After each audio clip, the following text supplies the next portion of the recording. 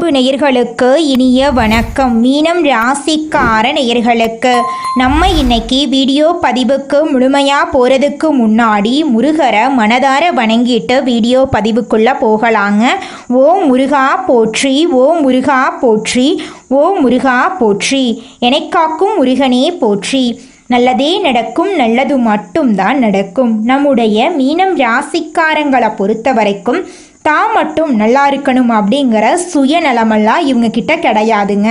தன்னை சுற்றி இருக்கிறவங்க எல்லாருமே நல்லா இருக்கணும் அப்படிங்கிற பொதுநல குணத்தோடு இவங்க வாழ்ந்துக்கிட்டு இருக்காங்க.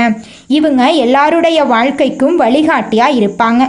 இவங்களை பொறுத்த வரைக்கும் தன்னுடைய வாழ்க்கையில் 1000 பிரச்சனை வந்தாலும் அதை பற்றி துளி கூட கவலைப்பட மாட்டாங்க.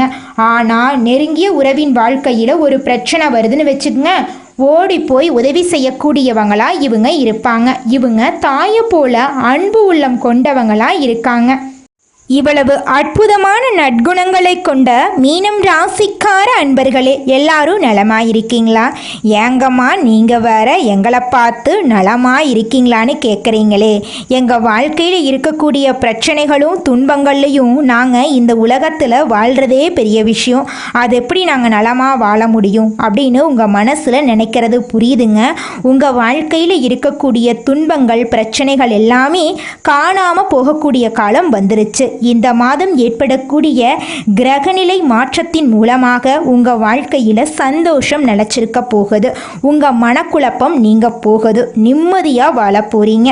உங்கள் வாழ்க்கையில் இது நாள் வரைக்கும் தடைபட்ட அனைத்து காரியங்களுமே இனி வரக்கூடிய காலங்களில் தங்கு தடையின்றி நடக்க போகுதுங்க. திருமணம் ஆகாதவர்களுக்கு திருமணம் நடக்கும். குழந்தை பாக்கியம் இல்லாதவர்களுக்கு குழந்தை பாக்கியம் கிடைக்கும். உங்கள் கையில் பணப்புழக்கமெல்லாம் அதிக அளவில் இருக்க போகுதுங்க. உங்க வாழ்க்கையில நிம்மதி நிலைச்சிருக்க போகுதுங்க. மீனம் ராசிக்காரர்களே, இந்த மாதம் கிரக நிலை எப்படி இருக்குன்னு பார்க்கலாங்க. தைரிய வீரியஸ்தானத்தில் குரு பகவான் இருக்காரு. சுகஸ்தானத்தில் செவ்வாய் பகவான் இருக்காரு. ரண ருண ரோகஸ்தானத்தில் சூரிய பகவானும் புதன் பகவானும் இருக்காங்க. கலத்திரஸ்தானத்தில் சுக்கிர பகவானும் கேது பகவானும் இருக்காங்க. அயன சயன போகஸ்தானத்தில் சனி பகவான் இருக்காரு. ராசியில் ராகு பகவான் இருக்காரு. இந்த கிரகநிலை மாற்றத்தின் மூலமாக இருள் நிறைந்த உங்கள் வாழ்க்கையில் பிரகாசம் வரப்போகுது. உங்கள் வாழ்க்கையில் இனி வரக்கூடிய காலங்களில் கவலை கஷ்டம் அப்படிங்கிற பேச்சுக்கெல்லாம் துளி கூட இடம் கிடையாதுங்க. உங்கள் வாழ்க்கையில் இது நாள் வரைக்கும் தடைபட்ட அனைத்து காரியங்களுமே இனி வரக்கூடிய காலங்களில் தங்கு தடையின்றி நடக்க போகுதுங்க. உங்கள் கையில் பணப்புழக்கம் அதிக லெவலில் இருக்க போகுதுங்க. உங்கள் வாழ்க்கையில் சந்தோஷம் நிலச்சிருக்க போகுதுங்க. கங்கை நதிக்கரையில் சத்யவரதர் முனிவர் தியானம் செய்து கொண்டிருந்தப்போ ஒரு சிறிய மீன் தண்ணீரில் இருந்து துடித்து அவர் கையில் விழுந்ததுங்க. அந்த மீன் தன்னை காப்பாற்றும்படி முனிவர்கிட்ட கேட்டுச்சு. முனிவர் அதை ஒரு குடவையில் போட்டு பாதுகாத்தாரு. மீன் வளர்ந்ததும் குளத்தில் நதியில் கடைசியில் கடலில் விட்டாரு. மீன் பெரிதாக வளர்ந்து வானத்தில் ஒளிவட்டம் தோன்றியது. விஷ்ணு பகவான் முனிவருக்கு காட்சியளித்து உலகம் அழியப்போவதாகவும் ஒரு பெரிய படகை தயார் செய்து அதில் நல்ல மனிதர்கள், விலங்குகள், விதைகள், தாவரங்கள் ஆகியவற்றை காப்பாற்றும்படியும் கூறினார். பின்னர் வானம் கருமையாகி இடி முழங்க மேகம் வெள்ளமாக பொழிந்தது. சத்யவரத முனிவர் தயாரித்த படகு அலைகளில் அடித்து சென்றதுங்க. விஷ்ணு பரமாத்மா மீன் அவதாரம் எடுத்து முனிவரை காப்பாற்றினார். பிரளயம் முடிந்ததும் உயிர்களை மீண்டும் பூமியில் வாழ வைத்தார். தேவர்கள் விஷ்ணுவை வணங்கி பூமியை காப்பாற்ற மீன் வடிவில் வந்ததுக்கு நன்றி கூறினாங்க. பிரம்மா, விஷ்ணு, சிவன் மற்றும் தேவர்கள் இதை பாராட்டும் வகையில் வானத்தில் மீனம் ராசியை உருவாக்குனாங்க.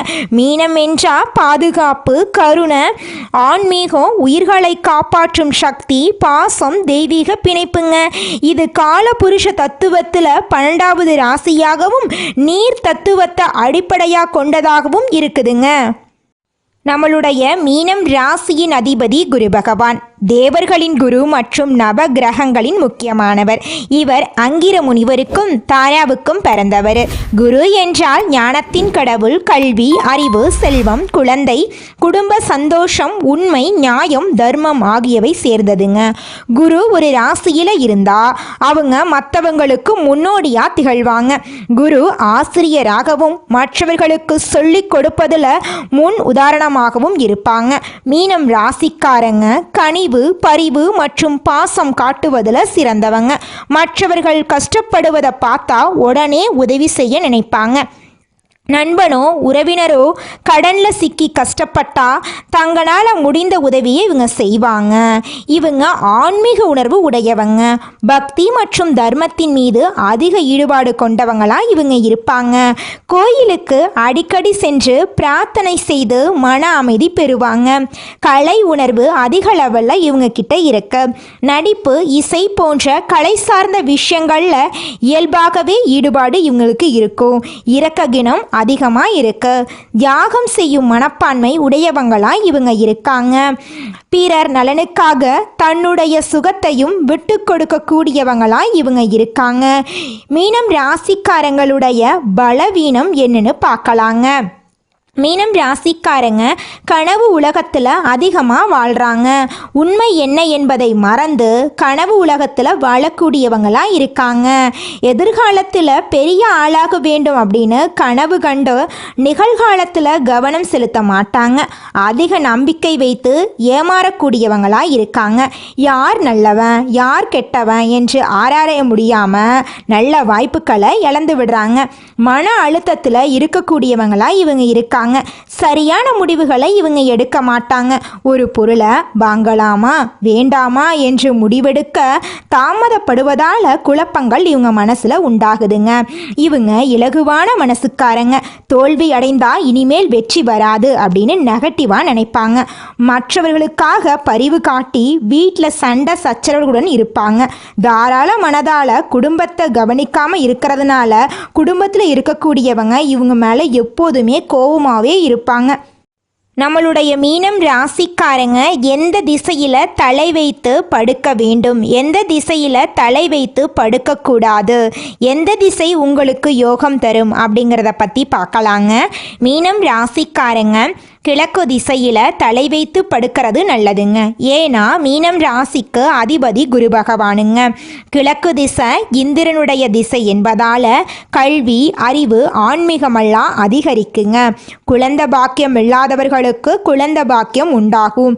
மனசில் அமைதி, நல்ல சிந்தனை உண்டாகும்.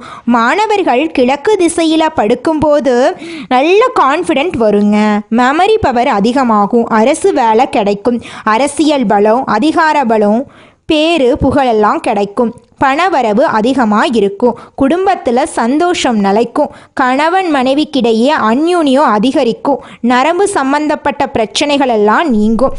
தூக்கம் இல்லாதவர்களுக்கு நல்ல தூக்கமெல்லாம் வருங்க. தெற்கு திசையில் தலை வைத்து படுக்கலாங்க. வியாபாரம் செய்கிறவங்களுக்கு தொழிலில் நல்ல முன்னேற்றம் கிடைக்கும். நிலம், வீடு, வண்டி, வாகனம் வாங்குவீங்க. சொத்து சேர்க்கை அதிகமாகும். உடல் ஆரோக்கியம் உண்டாகும். நீண்ட ஆயுளுடன் இருப்பீங்க. எலும்பு சம்பந்தமான விஷயங்கள் உடல் நலம் மேம்படும். உடலில் வலிமை, சக்தி உண்டாகும். வெளிநாடு தொடர்பான விஷயங்கள், திருமண யோகம் ஆகியவை தெற்கு திசையில் கிடைக்குங்க. நரம்பு வலி குறையும். நல்ல இரத்த ஓட்டம், மன உறுதி கிடைக்கும். மனக்கட்டுப்பாடு, நிதி நிலைத்தன்மையெல்லாம் உண்டாகும். உங்கள் குடும்பத்தில் சந்தோஷமான நிகழ்ச்சிகள் எல்லாமே அடுக்கடுக்காக நடக்குங்க. ராசிக்காரங்களே, நீங்கள் மேற்கு திசையில் தலை வைத்து படுக்கக்கூடாதுங்க. ஏன்னா சூரியன் அஸ்தமனமாகும் திசை என்பதால் சோம்பல் அதிகமாக இருக்கும். பணம் வந்தாலும் ஏதாவது ஒரு வகையில் செலவாகும். குடும்பத்தில் உடம்பு சரியில்லாமல் போகலாம். பணம் வருவதற்கு காலதாமதம் ஆகும். தொழில் செய்து பணம் வந்தாலும் கடன் சுமை அதிகரிக்கும். குடும்பத்தில் சண்டை சச்சரவு வந்து கொண்டே இருக்கும். மனசில் நிம்மதி இல்லாமல் இருக்கும். கணவன் மனைவி சண்டையுடன் அதிகமாக இருக்குங்க. கோர்ட்டு கேஸ் வரைக்கும் போறதுக்கு வாய்ப்பு இருக்கு. செரிமான பிரச்சனை, வயிற்று பிரச்சனை ஏற்படும். தேவையில்லாம செலவுகள் செய்வீங்க. ஆடம்பரத்தை விரும்புவீங்க. தவறான முதலீடுகள் செய்வீங்க. வடக்கு திசையில படுக்கும்போது உடல்ல பிரச்சனை ஏற்படும். மன அழுத்தம் ஏற்படும். இரத்த அழுத்தம் ஏற்படும். தூக்கம் இல்லாமல் தவிர்ப்பீங்க.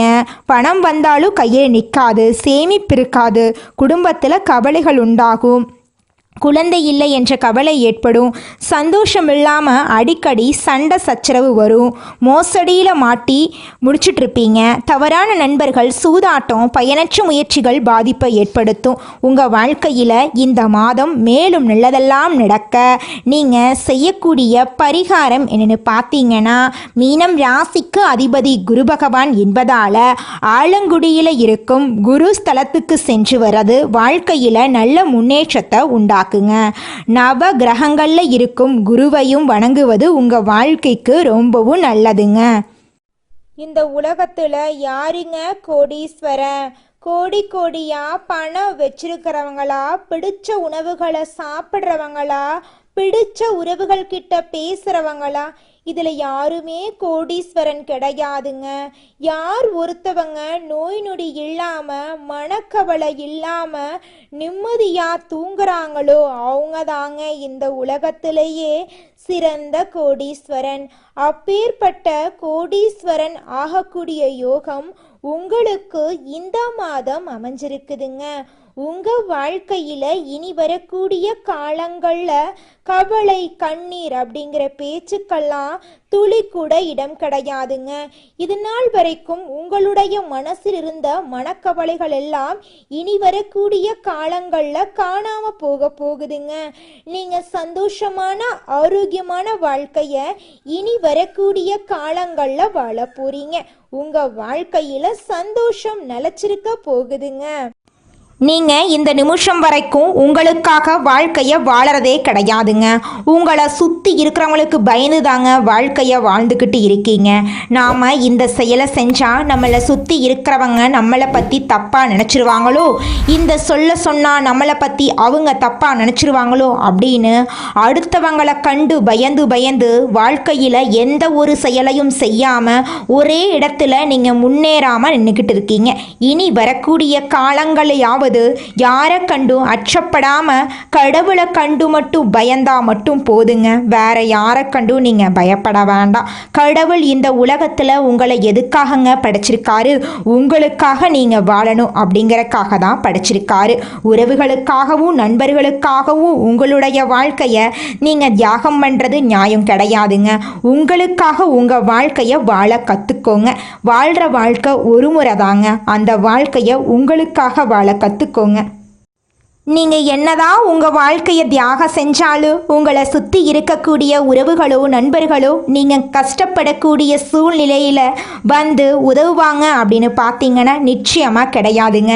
இந்த களி உலகத்தில் எல்லாருமே நம்மளை தேவைக்காக தாங்க பயன்படுத்துகிறாங்க. தேவைக்காக தான் நம்மளை பயன்படுத்துகிறாங்களா அப்படிங்கிறத நீங்கள் தெரியாத வரைக்கும் வாழ்க்கையில் முன்னேறாமல் அதே இடத்துல தாங்க இருக்க முடியும். ஆமாங்க, கூட பிறந்த உடன்பிறப்புகளாக இருக்கட்டும், நம்முடைய உறவினர்களாக இருக்கட்டும், நண்பர்களாக இருக்கட்டும், யாரா வேணாலும் இருக்கட்டும், எல்லாருமே நல்லவங்க அப்படின்னு சொல்ல முடியாது. 100ல் ஒரு 10% பேர் தாங்க இந்த உலகத்தில் நம்ம நல்லா இருக்கணும் அப்படின்னு நினைப்பாங்க. மீதம் இருக்கக்கூடியவங்க எல்லாருமே நம்மளை பற்றி துளி கூட கேர் பண்ணிக்கவே மாட்டாங்க. மனிதனா பிறந்த ஒவ்வொருவருக்கும் ஆசை இருக்கதாங்க செய்யும். அந்த ஆசைகளை அடைய நம்ம நினைச்சா மட்டும் பத்தாதுங்க. முழு மனசோட நம்மளுடைய ஆசைகளை அடைவதற்கான வழியை ஒவ்வொரு நாளும் என்ன பண்ணணும்னு யோசிச்சு அதற்கான திட்டங்களை தீட்டி உழைச்சிக்கிட்டே இருக்கணுங்க. உழைச்சா நிச்சயமா நம்மளுடைய ஆசைகள் எல்லாமே நிறைவேறிடுங்க. உங்க வாழ்க்கையில இனி வரக்கூடிய காலங்கள்ல உங்களுடைய அனைத்து ஆசைகளும் நிறைவேற போகுதுங்க. அப்படி ஒவ்வொரு மனிதனுக்கும் இருக்கக்கூடிய பொதுவான ஆசை என்னன்னு பார்த்தீங்கன்னா 16 செல்வங்களையும் அடைந்து வாழணும் அப்படின்னு தான் ஒவ்வொரு மனிதனுடைய ஆசையும் இருக்குதுங்க. பணம் வேணும், பதவி வேணும், புகழ் வேணும், கௌரவம் வேணும் அப்படின்னு தான் ஒவ்வொரு மனிதனும் தினமும் வாழ்ந்துகிட்டு இருக்கான். அதை நோக்கிய பயணத்தை தான் ஒவ்வொரு நாளும் மனிதன் வாழ்ந்துகிட்டு இருக்கான். ஒவ்வொரு நாளையும் ரசிச்சு வாழ்றது கிடையாது எந்த ஒரு மனிதனும். போராட்டத்துல தாங்க இந்த உலகத்துல ஒவ்வொரு மனிதனும் வாழ்க்கைய வாழ்ந்துட்டு இருக்காங்க. குலதெய்வம் எங்கேயோ இருக்குது, என்னமோ இருக்குது அப்படிலாம் நீங்கள் நினைக்க வேண்டாங்க. நீங்கள் எங்கிருந்தாலும் ஒரு தீபம் ஏற்றி வச்சு அந்த தீப ஒளியில் தெய்வங்கள் இருக்கிறாங்க அப்படின்னு நினச்சி வழிபாடு செய்யுங்க. குலதெய்வமே தெரியாவிட்டாலும் வீட்டில் தீபம் ஏற்றி வச்சு ஏதாவது ஒரு நல்ல நாளில் குலதெய்வத்தை நினச்சி வழிபாடு செய்யுங்க. குலதெய்வ வழிபாடு குலம் காக்குங்க, குலம் தலைக்கும். முதல்ல குலதெய்வம், அப்புறம் இஷ்டப்பட்ட தெய்வம், அப்புறம் உங்களுக்கு விருப்பப்பட்ட தெய்வங்க. எந்த கோயிலுக்கு போனாலும் என்ன பண்ணாலும் ஏற்றமில்லை அப்படின்னு நீங்க சொல்லுவீங்க. தினமும் எந்திரிச்ச உடனே சூரிய பகவானை நமஸ்காரம் பண்ணுங்க. அவங்களுடைய அனுகிரகம் இருந்தா போதும். மற்ற கிரகங்கள் எல்லாம் சாதகமா இல்லைனா கூட பரவாயில்ல, அந்த சூரியனுடைய பிரகாசம் உங்க வாழ்க்கையவே பிரகாசமா மாத்திருங்க. அந்த வெளிச்சம் உங்களை வந்து சேருங்க. உங்க வாழ்க்கையில் இருக்கக்கூடிய கண்ணீரெல்லாம் கரைஞ்சு போயிருங்க. இந்த உலகத்தில் ஒரு சராசரி மனுஷனுடைய ஆசை என்னவாங்க இருக்கும்? எனக்குன்னு ஒரு வீடு வேணும், எனக்குன்னு ஒரு வாழ்க்கை துணை வேணும், எனக்குன்னு ஒரு நிரந்தரமான வேலை வேணும், நோய் நொடி இல்லாத வாழ்க்கை வேணும். இதுதாங்க ஒரு சராசரி மனிதனுடைய ஆசையாக இருந்திருக்கும். அந்த ஆசைகளை கூட நீங்கள் இது நாள் வரைக்கும் அடைய முடியாமல் ரொம்பவும் கஷ்டப்பட்டுட்டு இருந்தீங்க. ஆனால் இனி வரக்கூடிய காலங்களில் உங்களுடைய சராசரி ஆசையெல்லாம் நிறைவேறும் போகுதுங்க. உங்களுடைய மனசில் இது நாள் வரைக்கும் பலவிதமான மனக்கவலை, உடல்நல பிரச்சனை, குடும்ப பிரச்சனை, பண பிரச்சனைன்னு நீங்கள் இது நாள் வரைக்கும் நிம்மதியாக தூங்க முடியாமல் ரொம்பவும் கஷ்டப்பட்டுட்டு இருந்தீங்க. ஆனால் இனி வரக்கூடிய காலங்களில் உங்களுடைய உடல்நல பிரச்சனை, மனப்பிரச்சனை, பணப்பிரச்சனை எல்லாமே காணல் நீராக மறைய போகுது. உங்களுடைய வாழ்க்கையே அழகாக மாறப்போகுதுங்க. கவலை இல்லாமல் நிம்மதியாக நீங்கள் தூங்க போகிறீங்க. நீங்கள் உங்கள் வாழ்க்கையில் இது நாள் வரைக்கும் முன்னேறாமல் இருக்க சில காரணங்கள் இருக்குதுங்க. காரணங்கள் என்னென்னு பார்த்தீங்கன்னா, நீங்கள் ஒருத்தங்கிட்ட பேசும்போதும் சரிங்க, ஒருத்தங்கிட்ட பழகும் போதும் சரி, அவங்க நல்லவங்களா கெட்டவங்களா, நீங்கள் நல்லா இருக்கணும்னு அவங்க நினைக்கிறாங்களா அப்படிங்கிற இடம் பொருள் ஏவல் அறியாமல் நீங்கள் எல்லார்கிட்டையும் யதார்த்தமாக இருக்கீங்க. நீங்கள் எல்லார்கிட்டையும் யதார்த்தமாக இருக்கிறது தப்பு கிடையாதுங்க. நல்லவங்க யாரு கெட்டவங்க யாருன்னு அறிஞ்சு செயல்படுறது உங்களுக்கு ரொம்பவும் நல்லதுங்க. உங்களுடைய குடும்ப ரகசியங்களையும் தொழில் ரகசியங்களையும் மற்றவங்க கிட்ட பகிர்றதுக்கு முன்னாடி 1க்கு 2 முறை ஆலோசனை பண்ணுறது உங்களுக்கு ரொம்பவும் நல்லதுங்க. ஏன்னா இந்த உலகத்தில் 190% பேர் நீங்கள் நல்லா இருக்கக்கூடாது அப்படின்னு தாங்க நினைப்பாங்க. அந்த 10% பேர் தான் நீங்கள் வாழ்க்கையில் முன்னேறணும் அப்படின்னு நினைப்பாங்க. அந்த 10% பேரை நீங்கள் கண்டுபிடிச்சு அவங்க கிட்ட உங்கள் வாழ்க்கையோட ரகசியங்களை சொன்னீங்கன்னா கூட உங்கள் வாழ்க்கையில் எந்த பிரச்சனையும் வராதுங்க. அந்த 90% பேர்கிட்ட நீங்கள் தெரிஞ்சோ தெரியாமலோ உங்கள் வாழ்க்கையோட நல்லது கெட்டதை ரகசியத்தை சொன்னீங்க அப்படின்னா அதுவே உங்கள் வாழ்க்கைக்கு பெரிய பிரச்சனையாக வர வாய்ப்பு இருக்குதுங்க. அதனால நீங்கள் ஒருத்தங்கிட்ட பேசும்போதும் பழகும்போதும் எச்சரிக்கையாக இருக்கணுங்க. உங்களை நல்லா இருக்கணும் அப்படின்னு நினைக்கிறாங்கல்ல, அவங்கள அறிஞ்சு செயல்படுறது உங்கள் வாழ்க்கைக்கு ரொம்பவும் நல்லதாக இருக்குங்க. அடுத்ததாக நம்முடைய மீனம் ராசியில் இருக்கக்கூடிய ஒவ்வொரு நட்சத்திரக்காரர்களுக்கும் இந்த மாதம் எப்படி இருக்குன்னு பார்க்கலாங்க. நம்முடைய மீனம் ராசியில் இருக்கக்கூடிய முதல் நட்சத்திரம் பூரட்டாதி 4ஆம் பாதம். உங்களுக்கு இந்த மாதம் எப்படி இருக்குன்னு பார்க்கலாங்க. நண்பர்களுடன் கவனமாக பேசி பழகிறது நல்லதுங்க. தொழில் வியாபாரத்தில் ஈடுபடும் போது கூடுதல் கவனத்தோடு நீங்கள் இருக்கணுங்க. வாடிக்கையாளர்களின் எண்ணிக்கை அதிகரிக்க போகுது. வியாபாரத்தில் நாள் வரைக்கும் இருந்த போட்டிகள் குறைய போகுது. உங்க குடும்பத்துல சுபகாரியங்கள் தொடர்ச்சியா நடக்க போகுதுங்க. உங்க வாழ்க்கையில நல்ல விஷயங்கள் எல்லாமே அடுக்கடுக்கா நடக்க போகுதுங்க. உங்க வாழ்க்கையில இது நாள் வரைக்கும் தடைபட்ட அனைத்து காரியங்களுமே இனி வரக்கூடிய காலங்கள்ல தங்கு தடையின்றி நடக்க போகுதுங்க. அடுத்ததாக நம்முடைய மீனம் ராசியில் இருக்கக்கூடிய நட்சத்திரம் உத்திரட்டாதி. உங்களுக்கு இந்த மாதம் எப்படி இருக்குன்னு பார்க்கலாங்க. எதிலும் எச்சரிக்கையாக இருக்கிறது நல்லதுங்க. தேவையற்ற மன சஞ்சலம் வரலாம், கவனமாக இருந்துக்கோங்க. அதனால் எந்த ஒரு வேலையை பற்றியும் அதிகம் யோசிக்கிறத தவிர்ப்பது நல்லதுங்க. திடீர் பணத்தேவை உண்டாகலாம். குடும்பத்தில் சுபகாரியங்கள் தொடர்ச்சியாக நடக்க போகுது. உங்கள் வாழ்க்கையில் இது நாள் வரைக்கும் இருந்த அனைத்து பிரச்சனைகளுக்கும் தீர்வு கிடைக்கக்கூடிய மாதமாக உங்களுக்கு இந்த மாதம் அமைஞ்சிருக்குதுங்க. அடுத்ததாக நம்முடைய மீனம் ராசியில் இருக்கக்கூடிய நட்சத்திரம் ரேவதி. உங்களுக்கு இந்த மாதம் எப்படி இருக்குன்னு பார்க்கலாங்க. வெளியூரில் இருந்து வரும் கடிதங்கள் மூலம் உங்களுக்கு மகிழ்ச்சிகள் ஏற்பட போகுது. தொழில் வியாபாரத்தில் ஈடுபட்டு இருக்கிறவங்களுக்கு தொழில் வியாபாரம் தொடர்பான விவகாரங்களில் வீண் இடையூறுகள் ஏற்பட்டு நீங்க போகுதுங்க. பழைய பாக்கிகள் வசூலாவதில் தாமதம் ஏற்பட போகுதுங்க. உங்கள் குடும்பத்தில் சுபகாரியங்கள் நடக்க போகுதுங்க. உங்களுடைய எண்ணம் போலவே உங்க வாழ்க்கையில நல்லது மட்டும்தாங்க நடக்கும். நன்றி, வணக்கம்.